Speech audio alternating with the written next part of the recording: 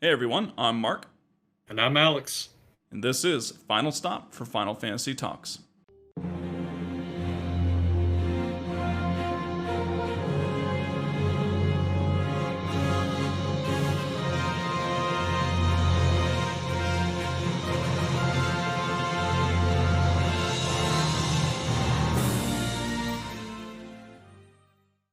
Well, welcome everyone to episode 31. We are, of course, continuing our Final Fantasy IX playthrough. The disclaimer, as always, is episode 6 is where we began the Final Fantasy IX series, so if you want to start from the beginning, that is the episode you want to go to. Before we dive in, remember we kind of left off at the desert palace. We just got back to it. We kind of mentioned Sid, he's out of his cell. But before we do that, we do have a shout out that we have to do to Kush Patrol on Instagram. Let me tell you, he came through for us. He donated enough that we were able to get Alex a new mic. So no, this is not going to be a Calvin Klein model you're hearing. This is actually Alex, is what he sounds like. Yep, so hopefully it doesn't sound like I'm behind a wall anymore. But yeah, I really appreciate that. I mean, it's really cool to see that. Yep, that was on our list and we got it, and now we just have to get some soundproofing for our rooms because now we just have the echo. Yeah. But anyways, we're of course glad that you stopped by. We hope that you are going to enjoy this episode. We hope you enjoy the podcast. So, as mentioned, here we go. Desert Palace. We left off, we had to end kind of abruptly there with Sid being the frog, being outside of his cell at the Desert Palace. Remember Zidane and whoever you chose, and we chose slightly different, are still at Olivert or whatever, getting that Gulick stone.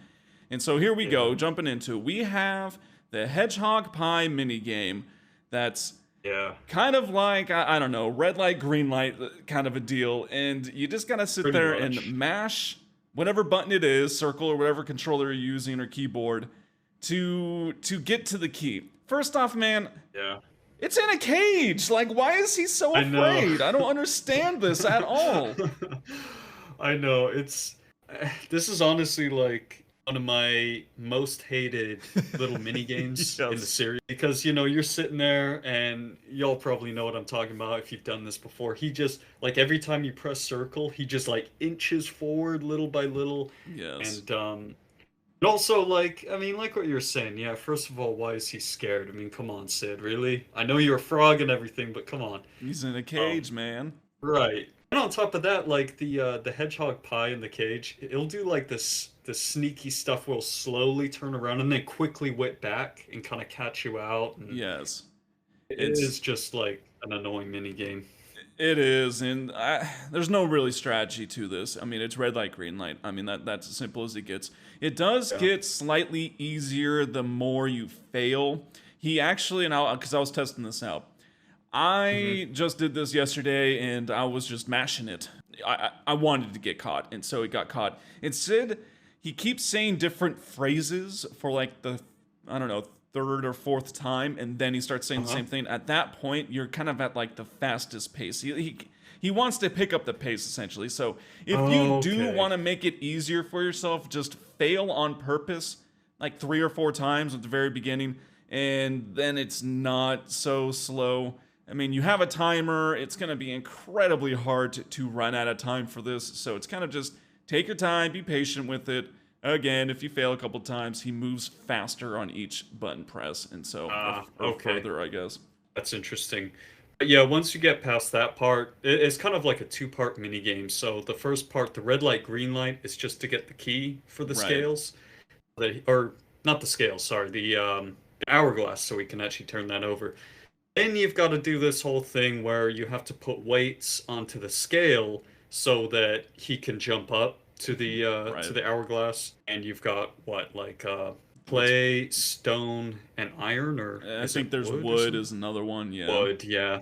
You just have to put the right combination on there, and it's pretty much the last one, clay, stone, and iron. But you can trial test it by putting different combinations on there, and then if it's too light, he won't be able to jump up there, and you just keep trying until you get the right one. Yeah. I mean, it's Pretty simple games here with Sid. He is a frog after all. But once he flips that, essentially, it just kind of releases everyone out of their prison cells. And so now you're using the party. And, well, in mine, I had Eiko, Dagger, Vivi, and Steiner. I think for most people, it's probably going to be those three magic users, or maybe two of the three or whatever. You know, it is what it is, but equip anything new, right? You did have those mock shops that hopefully you bought something new, or the treasures and chocographs, all that different stuff. So equip what you got to do, and then a couple of things that you just might help out in this area, because there are quite a few enemies, and of course there is going to be a spoiler alert boss. Clear-headed and locomotion, right? Stop is like a very common thing here. And, I mean, obviously, just clear-headed's kind of been a theme for the last couple areas. Yeah, and locomotion is really important, especially in Final Fantasy IX, because unlike a lot of other Final Fantasies, if your whole party gets stopped, or let's say, you know, a couple of them get KO'd, and then the last remaining party members get stopped, it's actually a game over. So that's why in this game, locomotion is really, really important. And then another thing that you could do, if you have Kina, so like Mark was saying, he had, what was it, Dagger, Eiko, Vivi, and Steiner, right? So I took Steiner to Oilvert. So this time I've got Kina instead, but the same three there. And for Kina, if you were doing the Chocobo Hot and Cold side quests and getting all those chocographs, you should have, I think it's the Light Robe, right? Light Robe, yep. Yeah, so you could equip that on her. That has half MP. That's going to be really useful. Yeah. And then there's a few little things that we'll get to kind of just as we go through here with why else Kina would be very helpful in this area. But first things first, so you're kind of just in that screen where you got all the jail cell doors right there, and if you head to the right, basically where the hedgehog pie was, you will have Mojito the Moogle. So we got another Moogle here. You can save it, do whatever. Kind of an interesting thing, though, man. I went in there, you know, and the first thing, I was like, where'd the hedgehog pie go? Like, it's not in its cage anymore. When you get into that room, did you let it out, too? I don't know what the heck, where it went. Yeah. I never noticed that, but it is kind of funny. Like, what is that room anyways? I mean, there's a table with, like, you know, the little bindings, spikes. And spikes, and I don't know, it's a torture room, I guess. For real, I guess. I mean, because, you know, you're at the bottom of the desert palace, and then you've got all like the prison cells and everything, so maybe that's what it is, but what the heck was he using the hedgehog pie for? I don't know. Yeah. So strange. Well, a Mojito does have a letter for you, though. It's Mojito to Mogsim. So that's our only and new Mognet letter. And another Mog shop. So essentially, it is the same thing. You might have a little bit extra gil after maybe defeating Ark and other things. So you might have a little bit to toss around. But just some key things here is just make sure to get those green berets. Have at least like maybe 5 of them, because they will be... First, they're good. You probably want to use them right now. And secondly, you will need them for synthesis. Yeah, basically, I talked about this a little bit last time, but the Green Beret, I think the Fairy Flute, and Spear of the Trident, those become unavailable pretty soon, I think. But basically, that's why you want to get those, because it gets to a certain point in the game where you can't buy them anymore. Right. Anyways, one other thing that Mojito has that is slightly different, though, you can actually buy the Rising Sun row items. So, depends on whether you have Mojito will have them for sale, but you should definitely pick up some of those. They're really good. They do a lot of damage. Even if you don't have Amarant in the party right now, pick up some of those. They are really, really useful. They are. All right, well, here we go into Desert Palace. It's quite confusing to explain. We're going to try to, as always, break it down. It's going to be a lot of areas and a lot of candles. But essentially, if you think back before... I'm not sure exactly when. Before maybe they all got out of their cell, before the party went to Oliver. I don't know, but there was 2 black mages kind of in that same area we're at right now. One of them's like, oh, I forgot how to do it. How do you do it again? He's like, it's easy. Essentially, all you have to do is just light all the candles. And so... Yeah. At that moment, you're kind of like, okay, you know, like whatever that means. Yeah. But now we're going to get into it. So as we kind of discussed, right, your party is probably going to be mostly magic users, you know, and then, of course, you're just, I don't know. It might be completely the other way.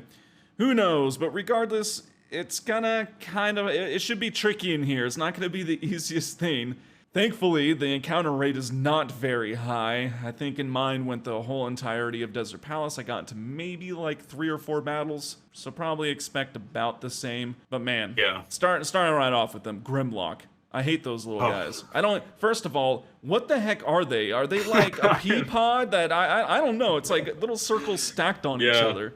Yeah, they're really weird enemies. They're kind of like these yeah, Peapod is like the best way to explain it because they're like little spheres stacked up on top of each other, and then they're wearing a coat, and kind of like, you know, walking around and stuff. But anyways, they're these weird enemies, and they have a really interesting attack pattern. So basically, whatever color sphere or orb or whatever the head is, that's what their attack is going to be. So if it's red, it's going to be a high defense, high attack power, low magic defense. And I mean, this is really high defense too.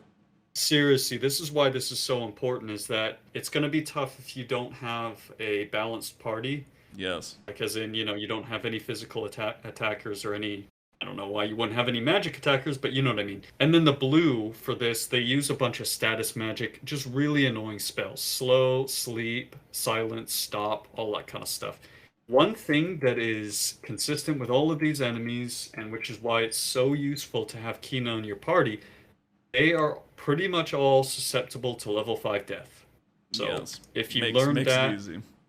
Oh, this place, yeah, it can be so much easier because I didn't even know that back when, you know, I played this game previously, but yeah, they are all susceptible to level 5 death, so. Yeah, and kind of just to hit that point home on the Grimlock and the defense, I mean, Steiner attacking, you know, what was doing with the red orb on top was doing 100. You know, I mean, it's just insanely high. And not only that, even if you use something like Fire Sword or whatever you have, it still does not do that much. Even though it's kind of like a magical attack, it's still only hitting for like maybe 400 or 500. And so, wow. Okay. You know, yeah, having VV, no worries. If you have some good items for, you know, Eiko, like the white robes, you can just cast Holy, no big deal. And so I was tossing those out, but yeah, they're not easy. They do give a ton of experience, so that's pretty cool. All these guys do. So the next one is what? They're kind of like the Corel enemies, like the, you know, the big cats. They're wearing like hats this time or something like that. I don't even know, but yeah, they are. Torama, I guess is how you'd say, or Torama. Yeah. Dude, I will say in mine, something that I did not really pay attention to that sucked is they apparently absorb thunder element. And then some of you were probably like, oh yeah, of course. Well, okay. You know, you don't think about that when you have Steiner with Coral Sword on and then you hit it and it heals them for 1900. And I'm like, oh man. It took me 4 turns to do that much damage to them, you know. That is a good point. I never even thought about that because I did see on their attack list that they can use Electrocute. Yes. So I wonder if that makes them absorb, or if they naturally absorb it. I don't know, but either way, definitely something to think about. But and they are ones that you stop frequently with the blaster, so just kind of be prepared. At least when I was going against them, they were using that all the time, and I had characters going down with it. So yeah, well, okay, we got one more enemy, and that's the Draken or Draken. Yeah, Draken is basically like so it's got a different name, but it's a reoccurring enemy from Final Fantasy, typically called the Mind Flayer. And other ones like Final Fantasy 12, Final Fantasy 5 and 4, I think. Anyways, this guy is super annoying. This is one of those enemies you're definitely going to want to have body temp equipped because he can use Mustard Bomb, which inflicts heat. He can use Freeze, which inflicts freeze. Bio, Mind Blast can confuse you. He can even use Vanish, so your physical attacks will just miss. Really annoying enemies in this place. They all use a bunch of status effects, and just make sure you've got pretty much all the status immunity auto abilities like body temp, antibody, locomotion, and you should be all good. But yeah, same with this guy and the Torama, both susceptible to level 5 death. So again, if you've got Kina, this is a whole lot easier. But all that to say is if you did take Kina and have a level 5 death, you won't have any issues here most likely. So pretty much, yeah.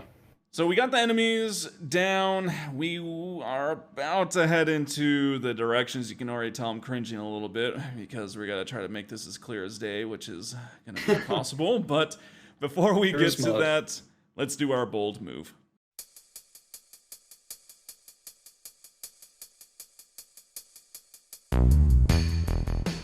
Alright, I'm going to go ahead and start us out this time. So, my bold move is in Final Fantasy X, as are many.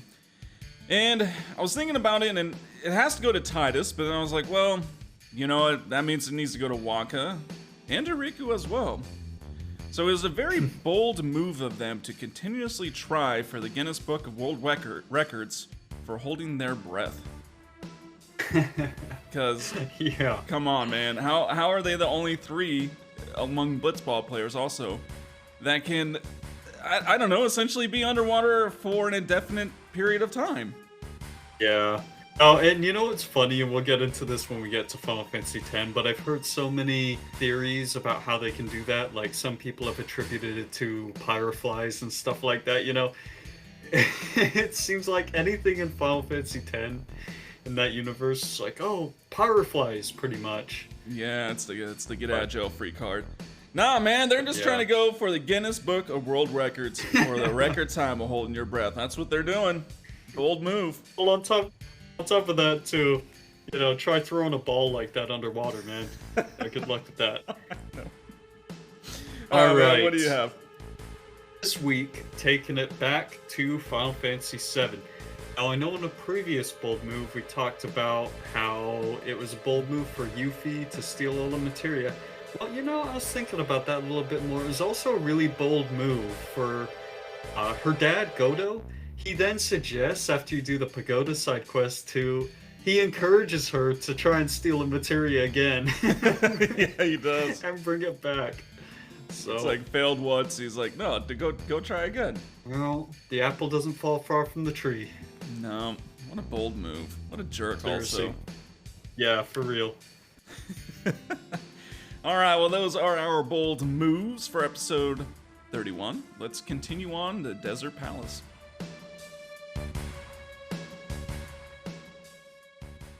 Alright, man, so at this point, we went into the room, the torture room, with the disappearing hedgehog pie, and now, I mean, essentially you have to move forward. And, you know, this is a really interesting place. I was actually thinking about it.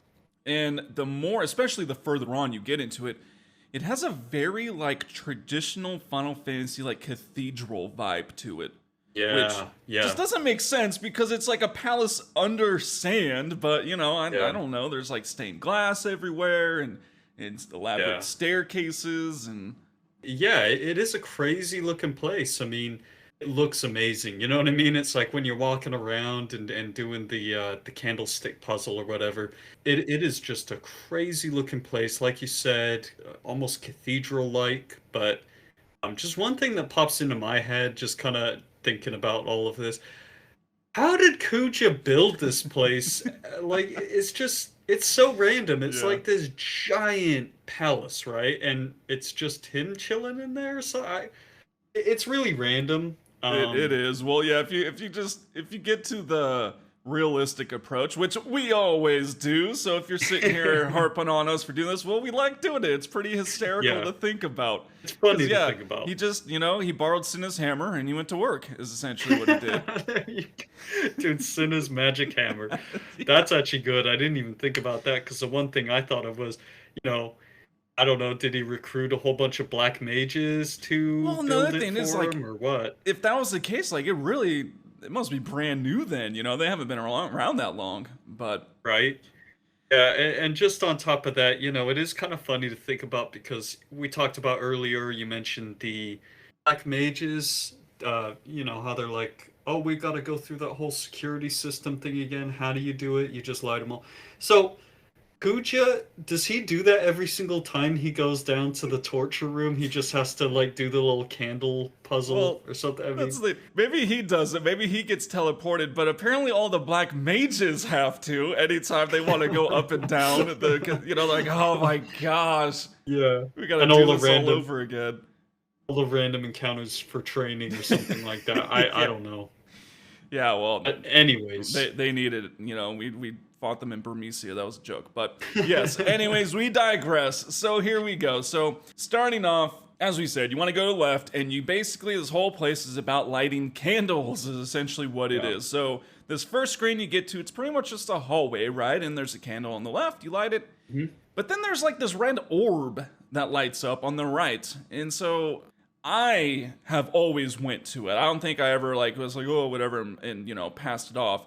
Hopefully you haven't either, because there's going to be quite a few of them and they have multiple purposes. But the main thing is, you know, hey, you get a little bit of loot. So this one, if you go ahead and you touch it, each one, it says kind of something about like what the item actually is, like, you know, wrist or ring or, you know, whatever. And then it says kind of like properties to form. We're not going to go over those. We're just essentially saying, you know, for this first one, you touch it and it's a promised ring.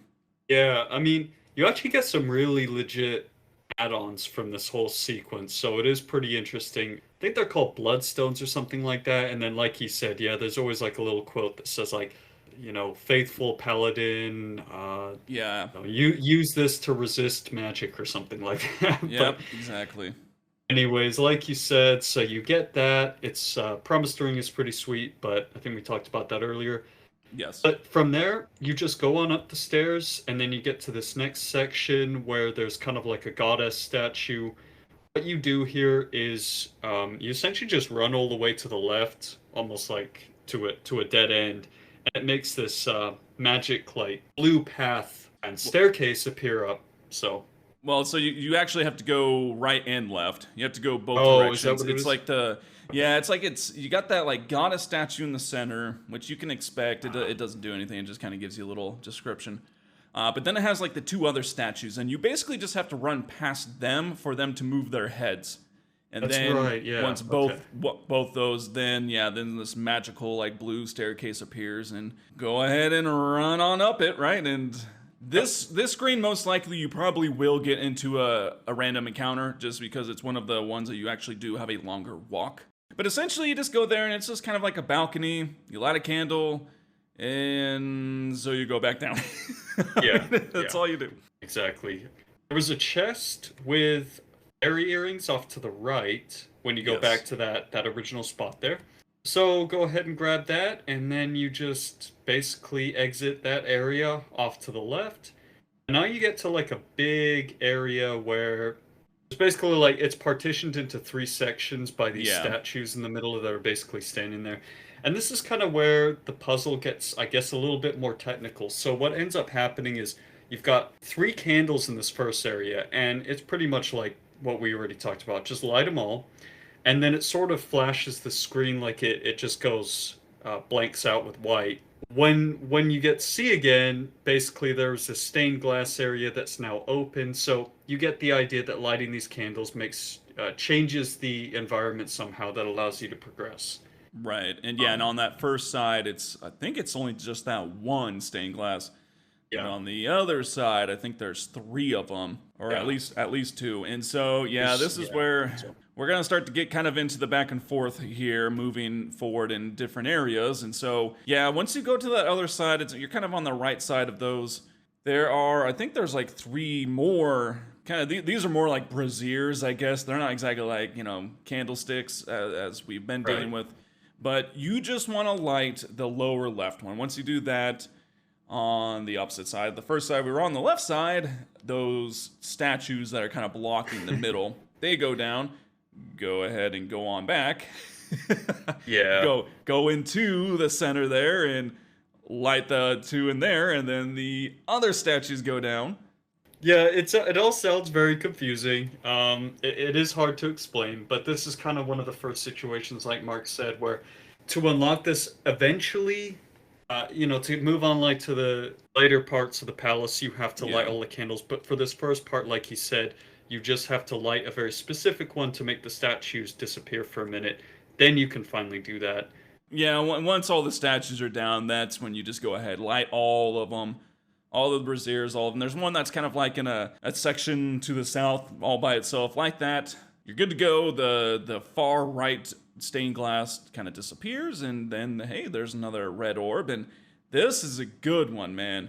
Anklet. No, Yes. it's just like, it's like, I oh, know, right? okay, we've only had these in the game for like, 10 hours. Yeah.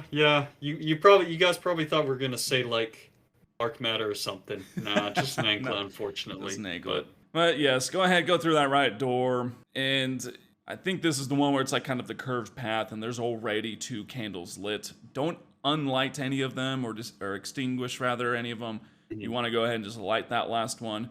And then you get something we actually kind of just had from Chocograss, but if you haven't gotten that, then this is the first time. It's pretty good. You get the shield armor. So if you have either Rusty or Freya in your party, that's probably going to be the best thing that you have at this point. yeah, and shield armor is actually pretty good. It's got really high defense. The abilities on it aren't that great, but the defense value is really nice. Yes. So then you pretty much just continue going, and this is, some of these candles too, they kind of light up. Basically, like, they illuminate the glass or something like that at some point. Yeah, so they do. They do different things is the point. You just continue on this path. It's just there's only one way you can go, so you just keep going that way, and you get to the library. Yes. See like all of these bookcases that are 3 stories. Yeah, like 3 stories high stacked or something up. like that. Kind of. So it's a pretty cool room. It really is. It is. It feels like you're Belle and Beauty and the Beast, and you're just gonna be reading all these books. But yeah. I would actually kind of like a library like this because if you go ahead and you just light that bottom left candle, the first thing that happens is it kind of like opens up the stairs on the right side of the screen. So now you can go all the way up to the top bookshelf.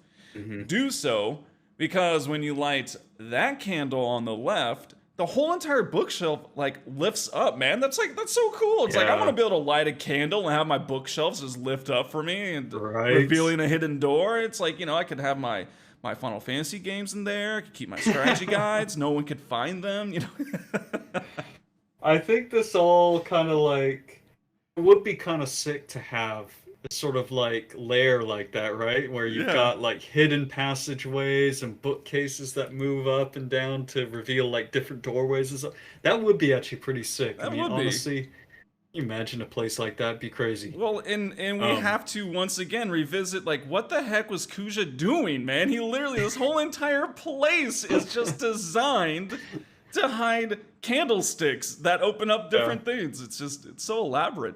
It is.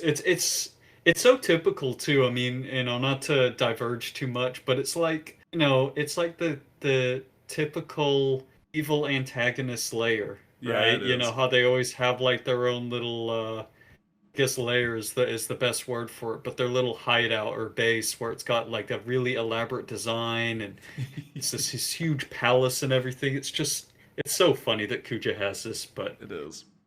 But so once that top one does lift up, it's just a door. Go into it, and I don't know. Actually, I think this one is it just has an orb in it. That's already lit up, and so that has the Mk I armlet. Nothing fancy. We've had those, and so go ahead, return. Yeah. Now you want to go to the middle level, light that candle. Yeah. The middle level lifts up, and hey, what do you know? There's another door, and so there's there's multiple candles through that door. You kind of just wind up a path, but essentially that's all it is, right? You're just kind of doing some things that reveal extra candles. You light those, then you go back, and so that's kind of just it's back and forth here in the library. Yeah, and that one too, I think is the one where you go up the stairs, right? And then there's a candle at the end. That's the one that like illuminates kind of like a projection screen almost. Yes. I think it's just giant stained glass windows or something like that. Yeah, it's weird. But anyways, you do that. And then what is it? The bottom candle? You go through that door. Then light the other bottom candle. And then the whole entire left wall starts glowing, and you can just walk through it. So yeah. And so this can kind of get people. Sometimes I've seen some walkthroughs of people playing this game where it's weird because you can't actually see the left side of the screen. You just have to basically walk through. Yeah. And then you see there's a whole nother section where Mogsam the Moogle is chilling out, and then you can give him the letter from Mojito. Yes. And no new letters, right? Yeah, nothing new. And actually kind of on your point, what you're just saying, I think this is a commonplace where people probably might be temporarily stumped. I think I was, or maybe I remember, because from the Mogsim, you need to keep going left, but it doesn't look like anything. It looks like the end of the wall, and so I don't think most people would just go and run into a wall, but that's exactly it. It's not even clear that is like an exit or anything like that. So yeah. Interesting thing. But yes, keep going left, and we will keep continuing in Desert Palace, but let's do our seed trivia.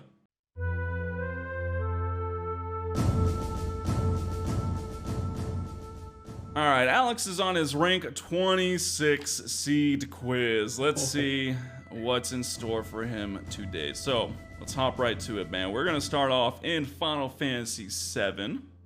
And when you're at Junon, it takes about 40 breaths to bring Priscilla back to life. You mean like if you...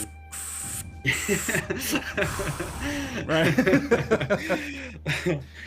Are you saying like if you take the meter to the highest like point each inhale where you go, when he does what I just did, about 40 of those bring Priscilla back to life. I have no idea. False. All right, our next question, Final Fantasy 13. Vanille is the only character that cannot learn haste. Dang. And really getting some better questions now. I don't know. True. Final Fantasy VIII. Kyros' last name is Seagill.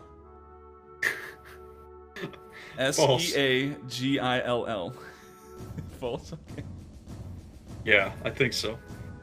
Final Fantasy XII. The Hunt X tab is within Lusu Mines. It's false. Final Fantasy IX. Let's see how well your memories. You're probably gonna know this. I just figured, like, to mix it up. 300 jumps gets you an Alexandria card. For jump rope, obviously. Yeah, I gotcha. False. Final Fantasy X-2. Within Sphere Break, there are two types of echoes. One is the multiplayer echo, and the other one is the count bonus echo. Sphere Break. I think that's true. Alright, our last one in Final Fantasy X. He may not look like it, but Titus is strong enough to move boulders. Thinking back to the Bosch Temple, first time. True. I love how he does it so effortlessly, too. It's just like, walks straight through it. Alright, let's recap. Final Fantasy VII was our first question about the 40 breaths about to bring Priscilla back to life. You said false. It's true. It's about 40 to 43. And, it makes sense, because that minigame takes forever, man. It's oh my gosh. You were right. I love that impression. That's exactly how it's like... Yeah, and it's just like, man, after you do it a couple times, like, let's call it. She's dead, guys. Let's move on. I'm calling it. Not doing it anymore. All right. Oh, man. Next question. Vanille is the only character in Final Fantasy 13 that cannot learn haste. You said true, and it is true. She cannot, and she's the only one. Everyone else can do haste. Totally guessed on that. Not okay. Vanille. The next question was the Final Fantasy VIII. Kyros' last name is Seagill. You said false. It's true. Really? Yeah, man. Yeah. I got the strategy guide. Seagill. Yeah, his last name is Seagill. It's like, oh, okay, whatever. All right, you're 2 down. Let's see. Final Fantasy XII. Ixtab is a hunt within Lusu Mines. You said false, and it is false. It's not Lusu, it's the Henny Mines. Henny Mines, yeah. Final Fantasy IX was the 300 jumps gets you the Alexandria card. You said false. It is false. It's not 300, it's 200. 200 jumps gets that. 300 jumps is the Tiger Racket. So nice. Final Fantasy X-2. There's the 2 types of echoes and sphere breaks. The multiplier and the count bonus echo. You said true. It is false. It is. Ah. The multiplier echo, and it's not the count bonus, it's the coin count echo. I know you spent so much time in that. Come on, everyone does. It's the best minigame. Jailbreak. All right, man, it's coming down to this last question. You can't miss one more. Let's see, Final Fantasy X. It's the gimme. Oh. He may not look like it, but Titus is strong enough to move boulders. You said true, and it is true. That dude moves like a solid slab of marble. Like you said, he just walks through like, do-do-do. Oh, I'm just gonna push this over. Like, it's like, no, you can't do that, man. What are you talking about? Like, that's gotta weigh like 2 tons. Yeah. I jumped out of the frying pan and into the freezer. I need food. Well, man, you passed. I almost got you that time. That was a close one. Yeah, Nail biter there. So, rank 26 achieved. Congratulations. Thank you. Yeah, it's definitely getting tougher, man. I don't know. I think some weeks I'm just on it, some I'm not. But regardless, Alex passed. He's happy. I'm happy, I guess, too, for him. Whatever. But let's go ahead and let's get back to the Desert Palace.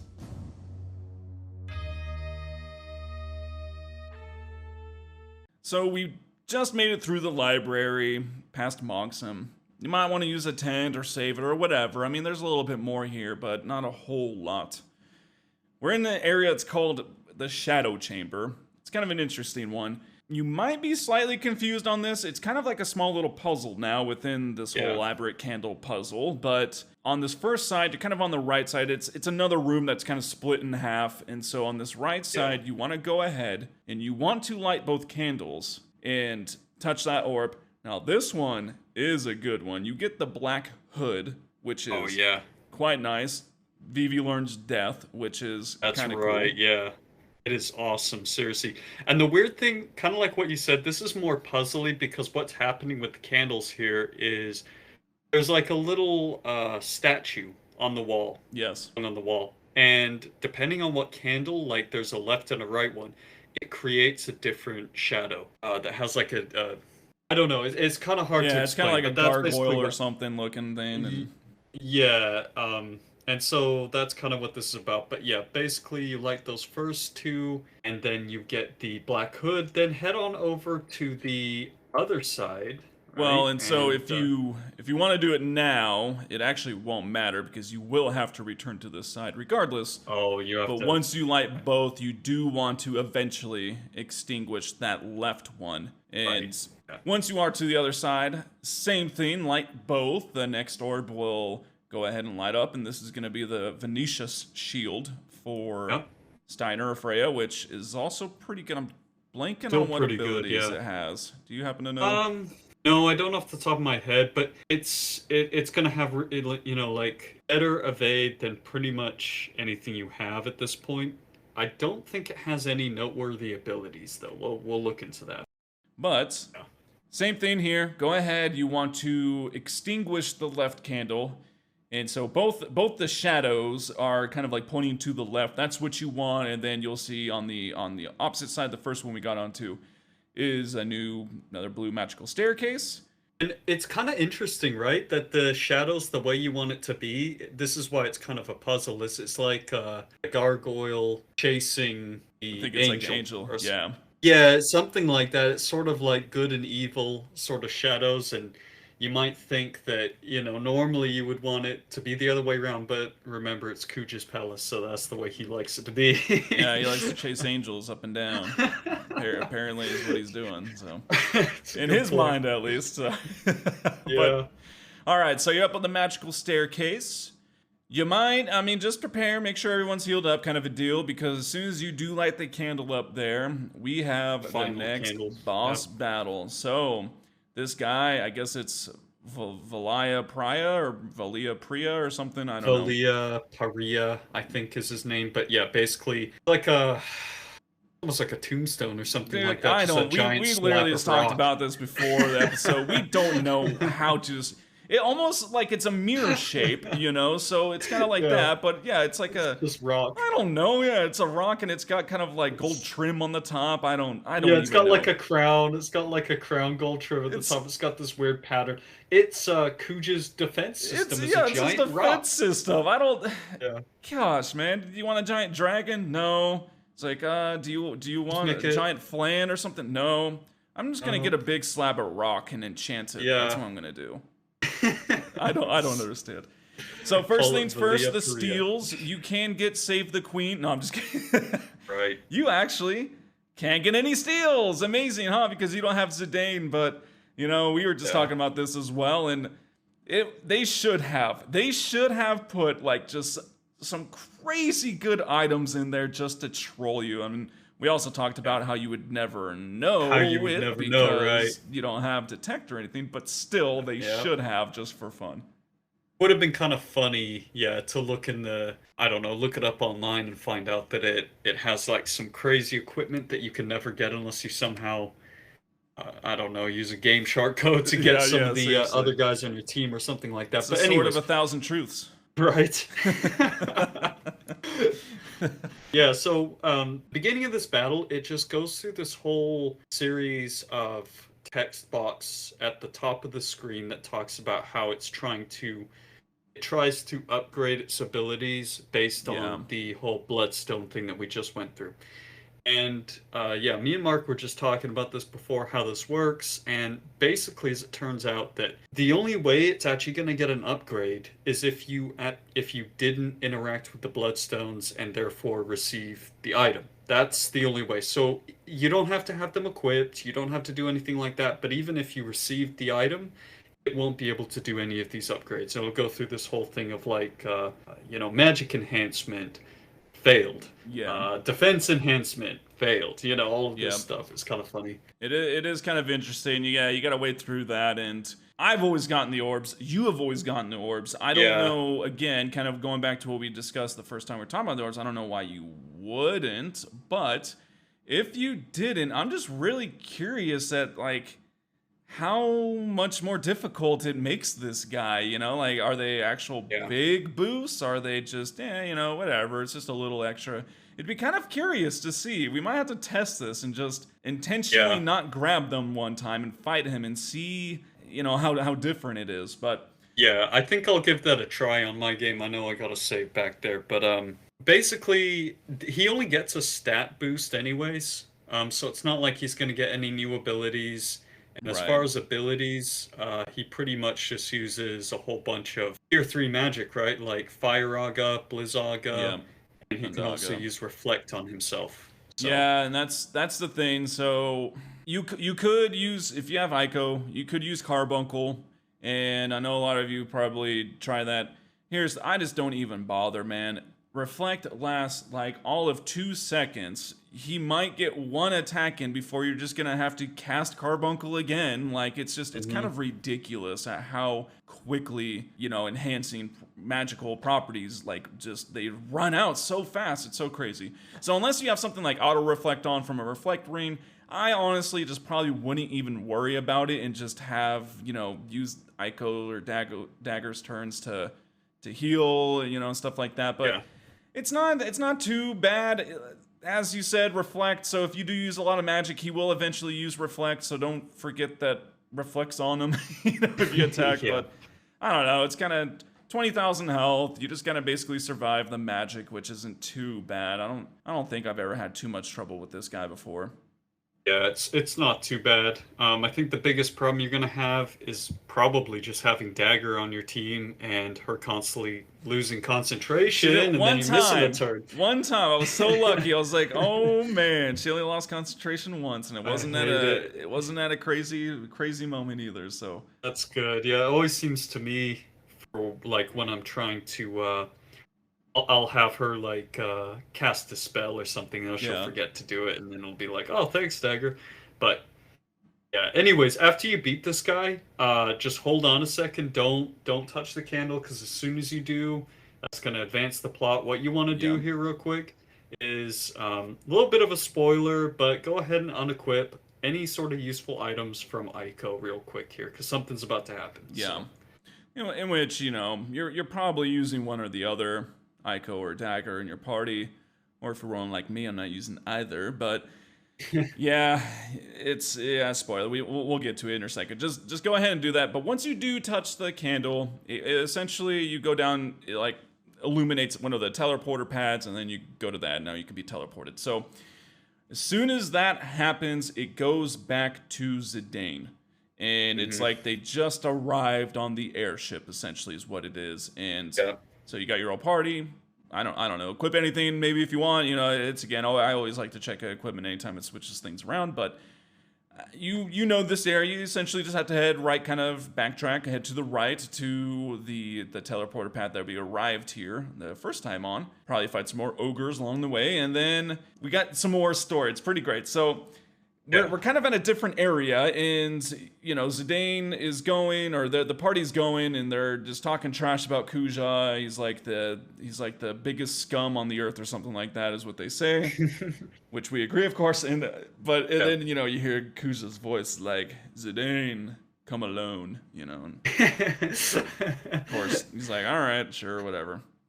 Yeah, and so this is after the party's united, right? Because they both teleport into that one kind of central conflux area. Well, that's once Zidane goes in. Yeah.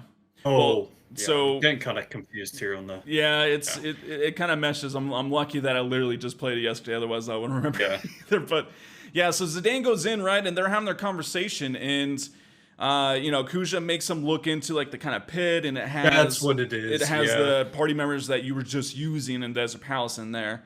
And so at first you're kind of like thinking like, oh, what the heck, man? Oh, we just teleported right into another prison thing, and he's trying to get the stone, obviously, and they're just going at it. I mean, they're just bickering like they always do. And then then it goes back to where everyone else is reunited, and they're like, yo, we gotta stop Zidane from giving them the stone.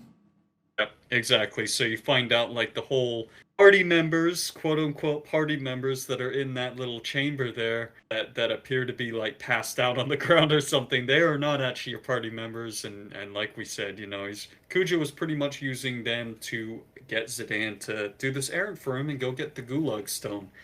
Yep, he's like, oh dear, I wasn't expecting this. That's right, they're fake. Yeah, exactly. And anyways, it's really funny too, because at the end of the day, he just pretty much steals it off Zidane using like magic. I know. So it's like, no, yeah, and so the little tidbit here was once everyone did rush into the room, Eiko got locked out, and so she is on the outside, everyone's on the inside. And Kuja tries to kind of use that either as leverage, is probably but it was also a distraction, right? Because lo and behold, here comes Zorn and Thorn after Eiko. They get her, and then Sid is like, I'll help you, and they're just like, that frog is speaking. They're like, what the heck? Yeah, I know. It's something like, what a freak. It's like, what a freak, that frog speaks. And doing their little rhyming thing. But seriously, I hate Zorn and Thorn so much. They're so creepy. Like you said, Eiko gets locked out, and then she's like, kind of turns around, and you see Zorn and Thorn from behind these pillars just creep out. And I just hate them. They're just the creepiest clowns. It's clouds, and then they're creepy in general. But Sid is unsuccessful, as you would assume. He gets squished by them, and Kuja, as we alluded to, he gets the stone anyways. He just teleports out of the room. You essentially you get to select your party again, and now you're able to move around. We're gonna kind of leave it. We'll fill it in as we finish up here, but. First thing, before you leave the room, you can get another Naming Way card if you were lucky enough to get that first one. It's on the left side of the room. Definitely pick that up. They're the really good cards. Yeah, and this is actually the best spot. This is where I'd recommend anybody, if you're really wanting to get, like, because this is a strong card. It's not like one of the strongest, but it's a really good card. So if you want to get a certain, like, favorable arrow set up, this is actually a pretty good place to do it, because not only is this, one of only 2 spots in the game that you can actually get the card, but you can go back to that one, the library, and save with Mog Sam, which isn't that far away, and then just basically save and reset until you get the card with the arrows that you want. So Yeah, there you go. to do that. And so at this point, all you got to really do is just kind of just backtrack. So we're going back to the airship dock. Sid isn't dead. He was just squished, and so he says like, yo, we can follow him on the Blue Narciss ship. And so you got to go out to the dock. You go outside. You hit the ladder, or you hit the lever. Ladder falls, and there you go. And so once you get outside, it just goes automatically to the ship, even if. Funny thing, even if you didn't drive it there, it's like, dude, I took Choco. The Blue Narciss ship is on the Mist continent. Like, how'd you guys that get is to actually. that? I've actually done that before too, and it is hilarious the way that happens. And then on top of that, when you're seeing, the screen is showing like the Hilde Garde as Kuja's escaping. Yeah. The Blue Narciss is so fast. It's even Dude, faster. hit the nos, man. It was like, psh, like direct injection. Like, yeah, seriously, man. It's like.